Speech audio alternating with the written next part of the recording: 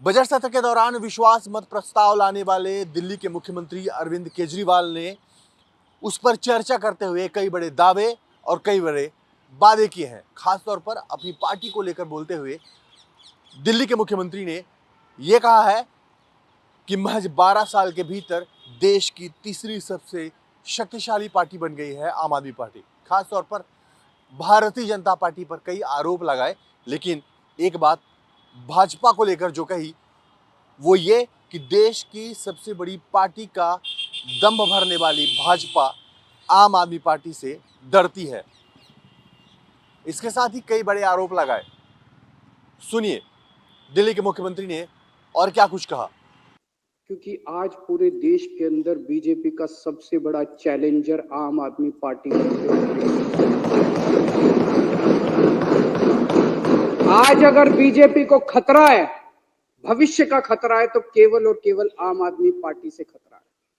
इसलिए बीजेपी येन केन प्रकारेण जो मर्जी करके आम आदमी पार्टी को कुचलना चाहती है।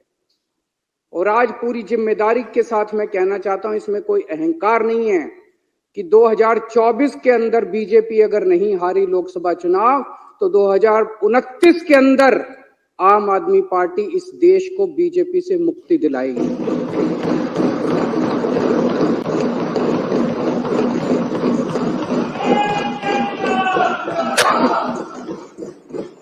अध्यक्ष महोदय, ये कोई छोटी बात नहीं है। एक छोटी सी पार्टी, 12 साल का बच्चा है, 12 साल पहले ये पार्टी बनी। एक 12 साल का छोटा सा बच्चा है ये पार्टी।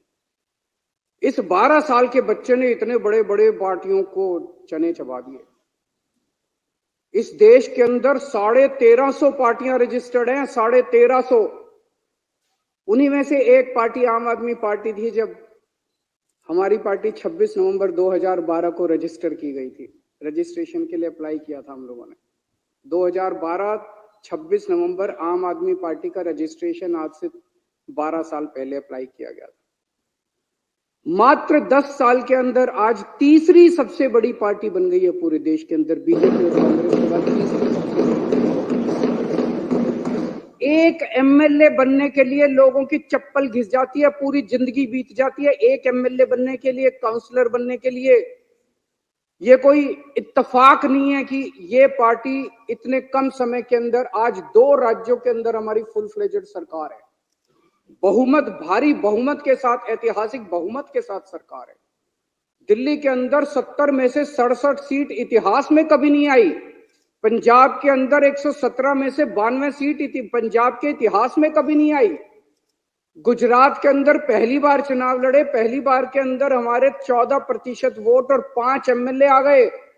गोवा के अंदर पहली बार चुनाव लड़े और गोवा के अंदर हमारे आज 2 एमएलए हैं।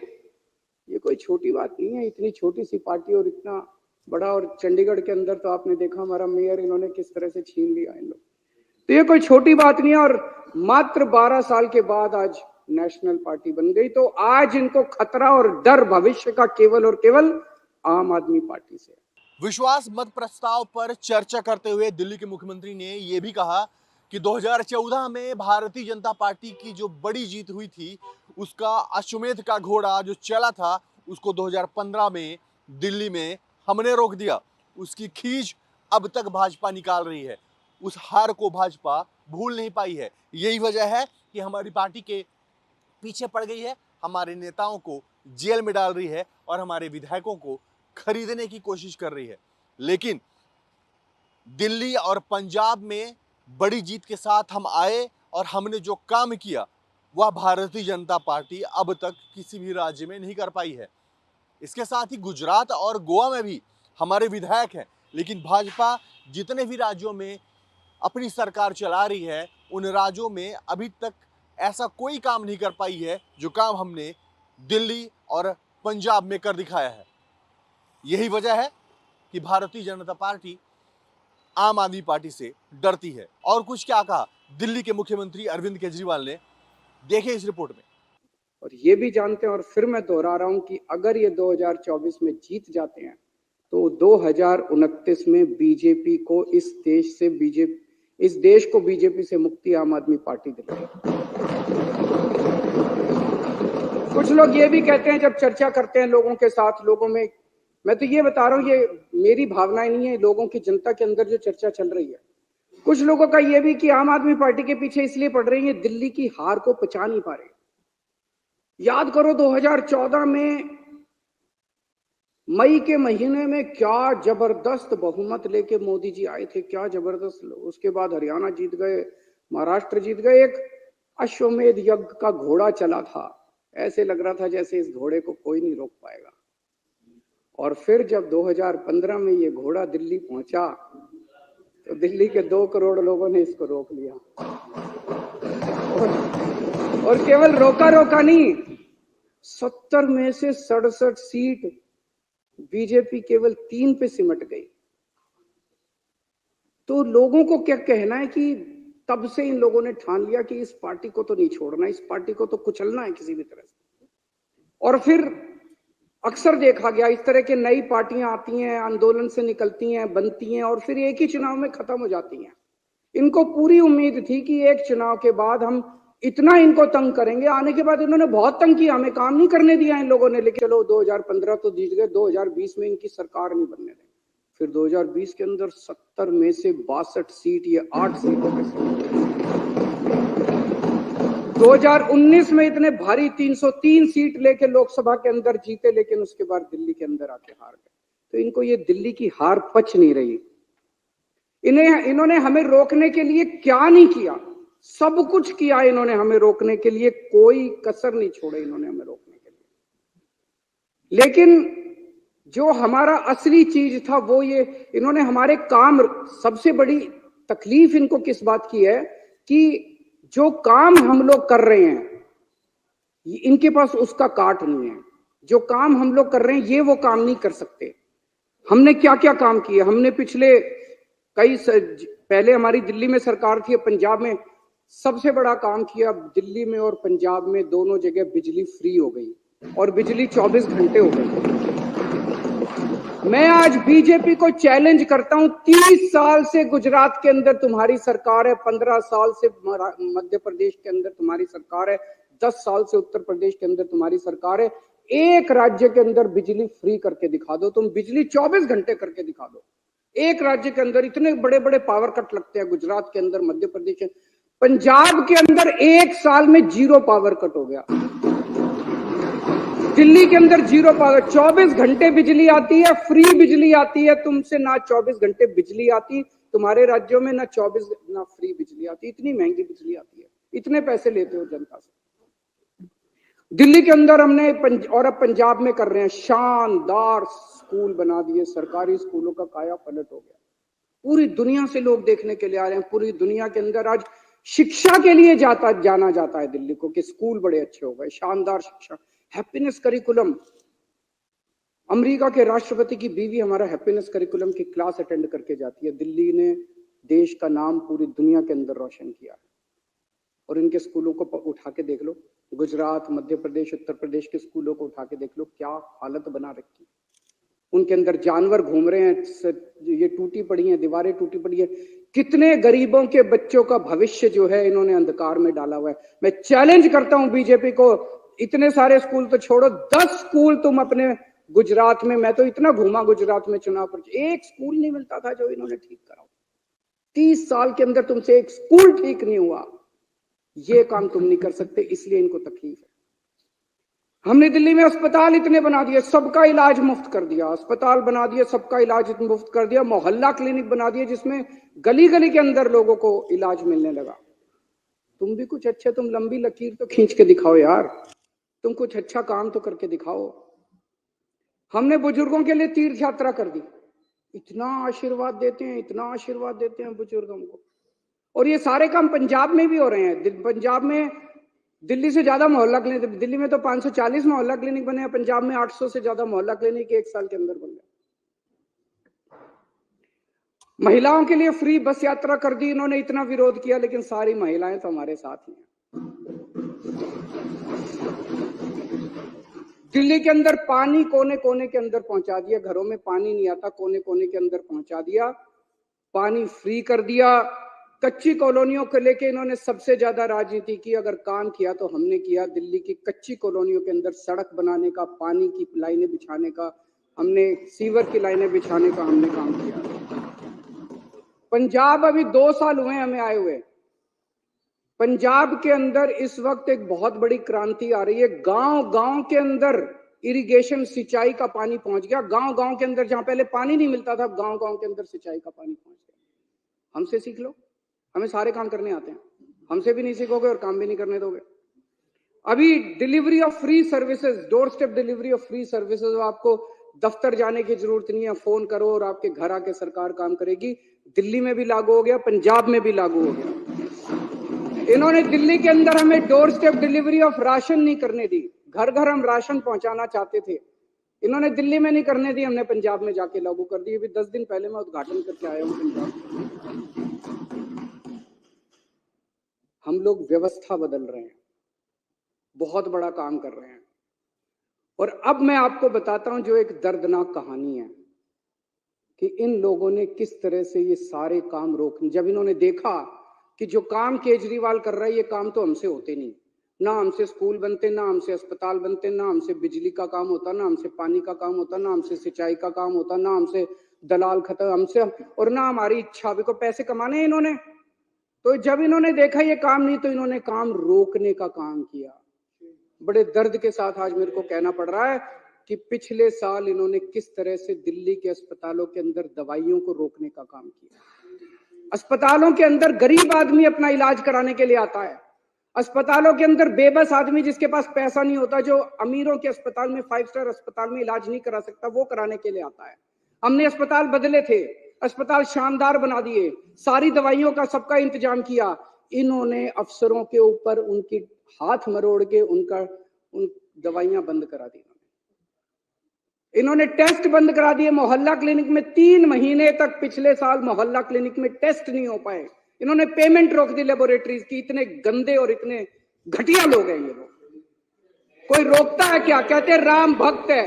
भगवान राम ने कभी नहीं कहा था कि गरीबों की दवाइयां रोको, गरीबों की। पाप लगेगा तुम लोगों को, पता नहीं किस मिट्टी के बने हैं, पाप लगेगा आपको। विधुड़ी जी, आपकी पार्टी ने जो ये काम किया दवाइयां रोकने का और टेस्ट रोकने का और सारे अस्पतालों का इलाज रोकने का, गंदी बात है ये।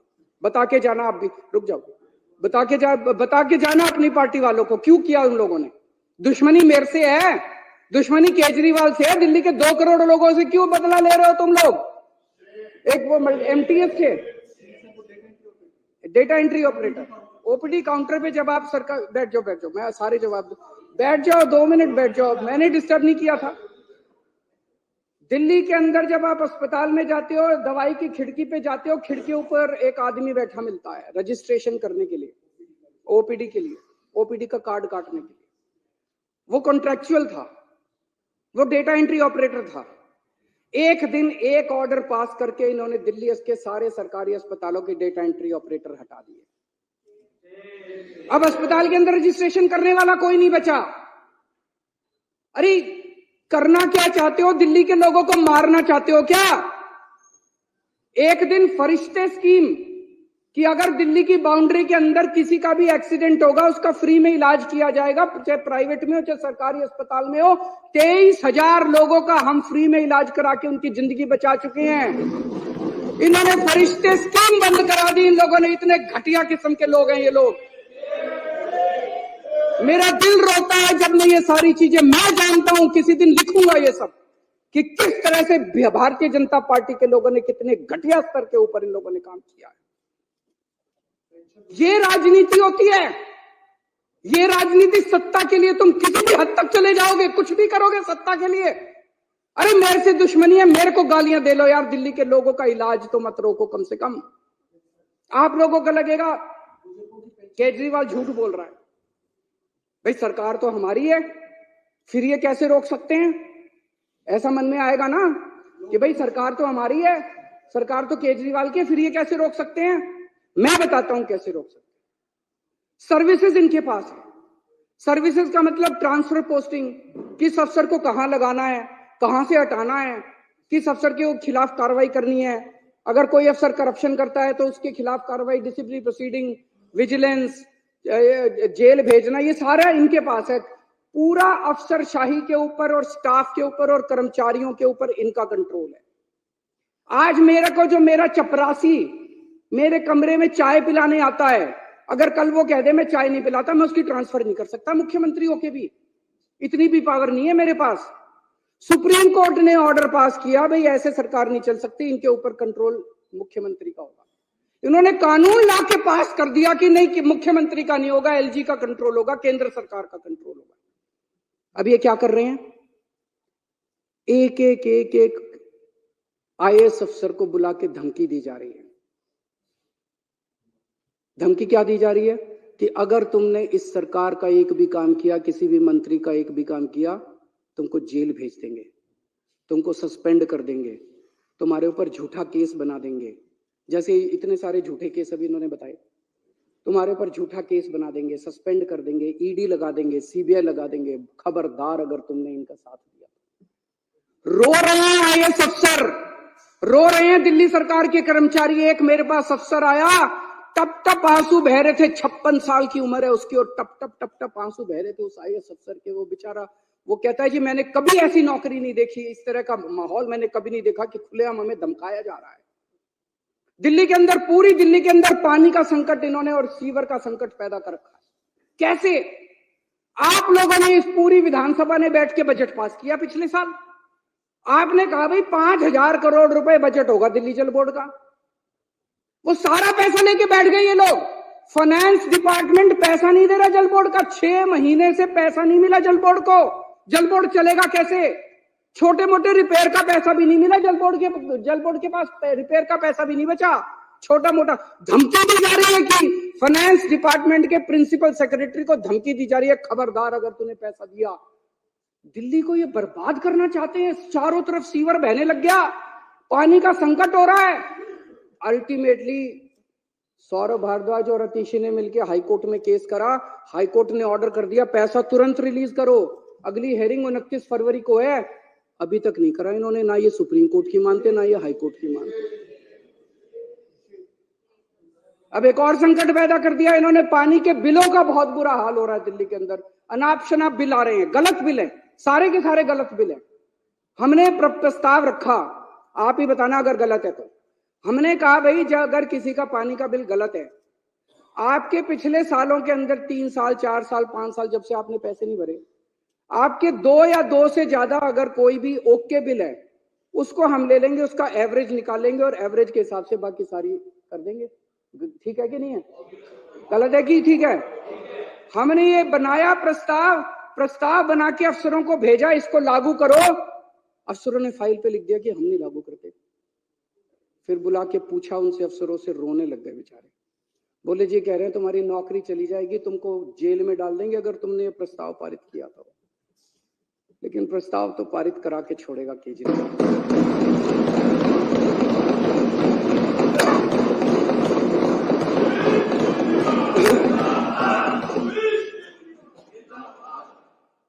देखते हैं कि बाजुए कातिल क्या है, वो बाजुए कातिल में जोर कितना बाजुए कातिल में है। उन्होंने बिजली की सब्सिडी बंद करने की कोशिश की थी, मेरे को याद है। पिछले साल से खूब नौटंकी मचा रखी है उन्होंने। कभी बिजली कंपनियों के डायरेक्टर हटा दिए, कभी हटा दिया, वो हटा दिया कि बिजली की सब्सिडी बंद करो। इनको पता है कि बिजली की सब्सिडी से सबसे ज्यादा जनता प्रभावित है। होने नहीं दी मैंने इन लोगों की गंदी चाल।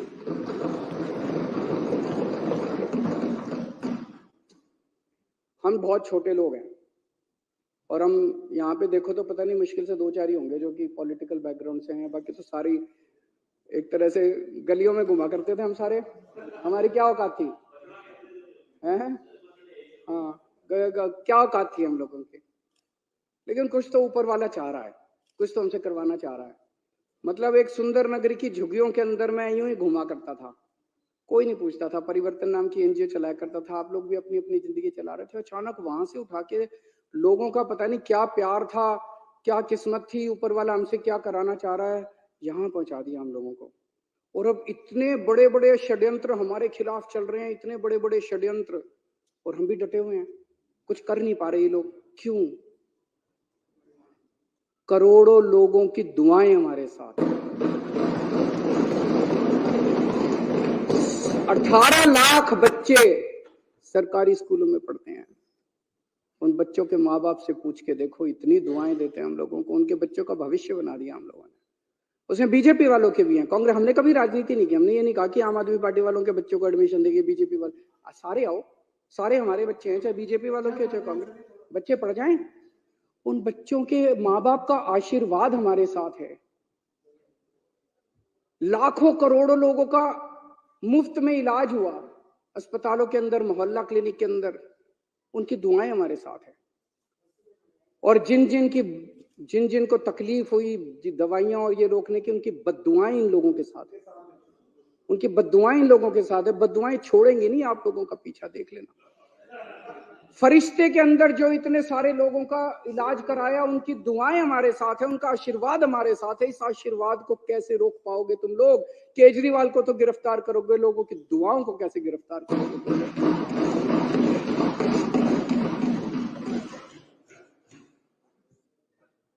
अभी ऑपरेशन लोटस करने आए हैं, कितने ऑपरेशन लोटस कर लिए, अब तो थकते भी नहीं हो तुम, हमारी दाद तो देनी पड़ेगी तुम लोगों को। हमें क्यों नहीं तोड़ पा रहे ये लोग, हमें क्यों नहीं खरीद पा रहे? क्योंकि हमने कोई गलत काम नहीं किया। दूसरे स्टेट्स के अंदर दूसरे नेताओं जो आपने इतने सारे नाम लिए, फलाना ये फलाना वो, उन लोगों ने गलत काम किए थे। वो गलत काम किए थे, इसलिए उनको बीजेपी का संरक्षण चाहिए था, इसीलिए वो अपनी पार्टी छोड़ के इनके साथ चले गए। तो एक फॉर्मूला जान लो, अगर कोई व्यक्ति बीजेपी के दबाव में आके बीजेपी में चला जाए, वो चोर है। और अगर कोई व्यक्ति बीजेपी के दबाव के बावजूद बीजेपी में ना जाए, तो ईडी और सीबीआई वाले चाहे उसको जितने मर्जी जेल में डाले, वो कट्टर ईमानदार है। मनीष सिसोदिया पे इन्होंने कितना दबाव डाला, खुलेआम है। मनीष सिसोदिया को बोले केजरीवाल की पार्टी छोड़ दे, केजरीवाल की सरकार गिरा के तेरे को मुख्यमंत्री बना देंगे। पर मनीष सिसोदिया हेमंत बिश्व शर्मा तो नहीं है, उसने कोई चोरी तो नहीं कर रखी। वो बोला मेरे को मुख्यमंत्री भी नहीं बनना और मैंने कोई गलत काम नहीं किया, तुम साल 2 साल 3 साल रख लोगे, अल्टीमेटली तो मैंने बाहर आना ही आना है, मैंने कोई गलत काम नहीं किया, मैं क्यों टूटूंगा? आप सब लोगों को, इतने सारे लोगों को इन्होंने अप्रोच किया। मैं सलाम करता हूं आप लोगों को कि क्या गजब के लोग हो आप लोग। टूटे नहीं, आप लोग टूटे नहीं, आप ही मेरी ताकत हो। दिल्ली के 2 करोड़ लोग और दिल्ली के जो आप 61 विधायक हो, आप सब लोग मेरी ताकत हो, जिसकी वजह से आज मैं इन लोगों का मुकाबला कर पा रहा हूं। अगर आप में से कई लोग टूट जाते, मेरी भी सरकार गिर जाती, पर आप लोग नहीं टूटे, आप लोग मेरी ताकत हो। सबको कहते हैं बीजेपी ज्वाइन कर लो, बीजेपी ज्वाइन कर लो, और इन्होंने हमें बदनाम करने में कोई कसर नहीं छोड़ी। अभी इतनी बड़ी लिस्ट बताई इन्होंने कि डीटीसी में भी स्कैम हो गया, क्लासरूम में भी स्कैम हो गया, क्या क्या था, पानी में भी स्कैम हो गया, बिजली में भी स्कैम हो गया, राशन में भी स्कैम हो गया, किसी बटन, कोई बटन था बटन में भी स्कैम हो गया, फलाने में भी स्कैम हो गया। मैं एक चीज जानना चाहता हूं, जितने पूरे देश में आज तक एमएलए खरीदे हैं तुम लोगों ने, कितना पैसा खर्च किया उसमें, और वो पैसा कहां से आया, यही बता दो तुम लोग। ईमानदारी से इस देश को बता दो कि कर्नाटक में एमएलए खरीदे, मध्य प्रदेश में एमएलए खरीदे, गोवा में एमएलए खरीदे, इधर एमएलए खरीदे, उधर एमएलए, इतना पैसा कहां से लाते हो यार तुम लोग? ये तो खुलेआम है। जब इन लोगों को 25-25 करोड़ दे रहे थे, पता नहीं है मार्केट रेट भी है, मार्केट रेट क्या चल रहा है मेरे को तो पता नहीं। मध्य प्रदेश में क्या रेट चल रहा है, कर्नाटक में क्या रेट चल रहा है, तो ये पैसा कहां से आता है, ये पैसा कहां से आ रहा है? तुम हमारे बटन में स्कैम ढूंढ रहे हो, 12 रुपए का बटन है, बटन में तुम स्कैम ढूंढ रहे हो। अरे तुम्हारे करोड़ों रुपए, एक एमएलए पे 50-50 करोड़ रुपए खर्च कर दिए, ये पैसा कहां से आ रहा है? ये तो बता दो इस देश के लोगों को। इन्होंने पहले मेरे ऊपर कई 2-3 साल ऐसे थे जिसमें इन्होंने मेरे ऊपर जहां जाता था इंक फेंकते थे। खूब मैंने जिल्लत बर्दाश्त करी है, इंसल्ट बर्दाश्त करी है। फिर 2-3 साल पे इन्होंने कभी कोई अटैक, कभी थप्पड़ मारते थे, कभी मिर्च डाली। एक बार इन्होंने मेरे दफ्तर के अंदर, अब कह रहे हैं गिरफ्तार करेंगे इनको। मैं जैसे मैं कह रहे थे, आपको क्या लगता है गिरफ्तार करने से सरकार गिर जाएगी, ये सारे टूट जाएंगे? ऐसे ही टूट कर लो गिरफ्तार, वो भी करके देख लो। अभी तक तो सब कुछ करके देख लिया, काम रोक के देख लिए, शुंगलू कमीशन बिठा लिया, कानून बदल लिए, सारा कुछ करके देख लिया। एक तुम्हारा यही सपना बचा केजरीवाल को गिरफ्तार करके, ये भी पूरा करके देख।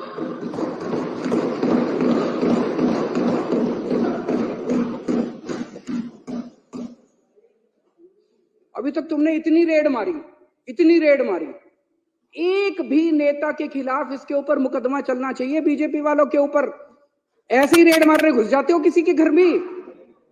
कोई कानून नियम है, कायदा है या नहीं है, संविधान है या नहीं है? मनीष सिसोदिया क्या इतनी रेड मारी? आप लोगों में से कितने एमएलए क्या रेड मारी? सत्येंद्र जैन क्या रेड मारी? संजय सिंह क्या रेड मारी? कहीं कुछ एक नया चवन्नी मिली? एक पैसा नहीं मिला।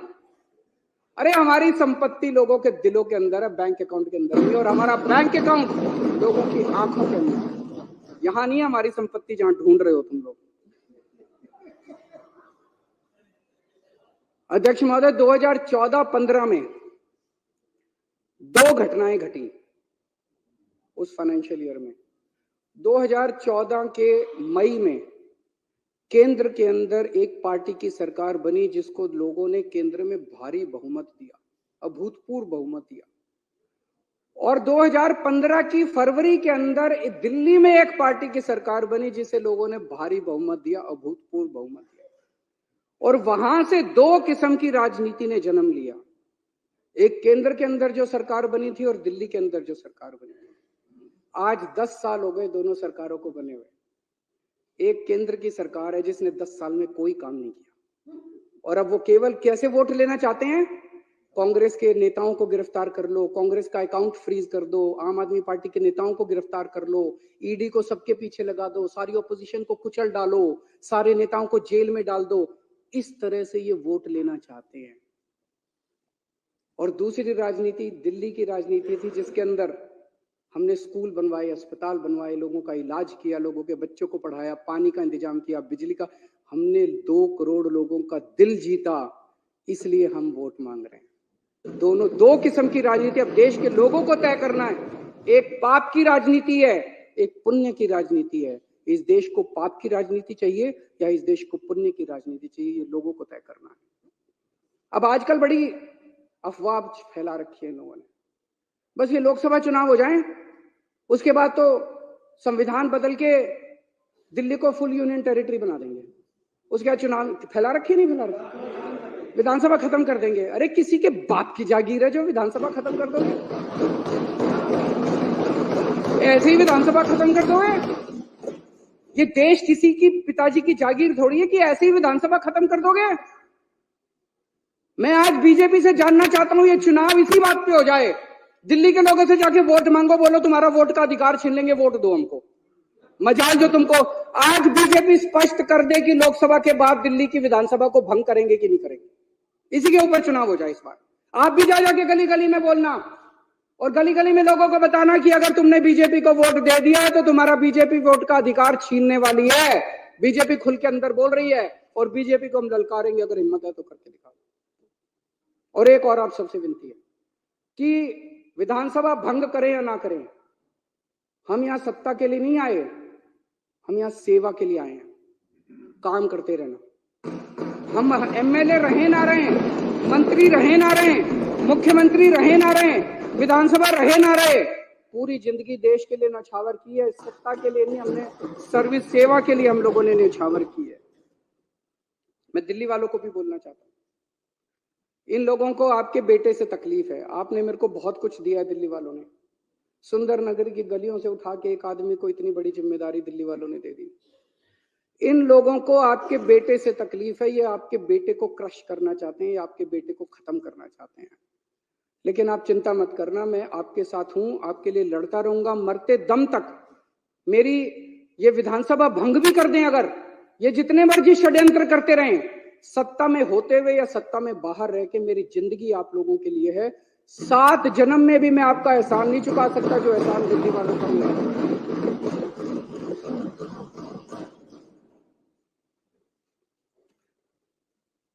बीजेपी वाले राजनीति में सत्ता के लिए आए हैं, उनके लिए ये सत्ता की लड़ाई है, हमारे लिए ये सेवा की लड़ाई है। ये खूब षड्यंत्र रचेंगे, ये बार बार सत्ता को इस्तेमाल करके हमें कुचलने की कोशिश करेंगे। हम लोगों के आशीर्वाद से बार बार उठ के खड़े हो जाएंगे, फिर उठ के खड़े हो जाएंगे। जितनी बार ये कुचलने की कोशिश करेंगे हम फिर उठ के खड़े हो जाएंगे। तुम्हारी मक्कारी के चक्रव्यूह से बाहर निकलने के लिए हमारे पास एक नहीं 100 अभिमन्यु इस पार्टी के अंदर हैं। आप जितने चक्रव्यूह रचोगे उससे ज्यादा भेद के हम बाहर निकल आएंगे। अध्यक्ष महोदय, इस जो प्रपोजल मैंने कल रखा था उसका मैं पूरी तरह से समर्थन करता हूं और मैंने पूरे अच्छे तरीके से बताया कि इसको लाने की क्या जरूरत पड़ी। मैं थोड़े से नंबर बता देता हूं कि एक भी आदमी हमारा नहीं टूटा। हमारे टोटल 62 एमएलए हैं। अभी यहाँ पे विधानसभा में 54 मौजूद हैं, 2 बीमार हैं, 3 आउट ऑफ स्टेशन हैं, 2 जेल में हैं, सत्येंद्र जैन और मनीष सिसोदिया, और एक के यहाँ शादी है। 54 यहाँ मौजूद हैं, एक भी नहीं टूटा इनमें से।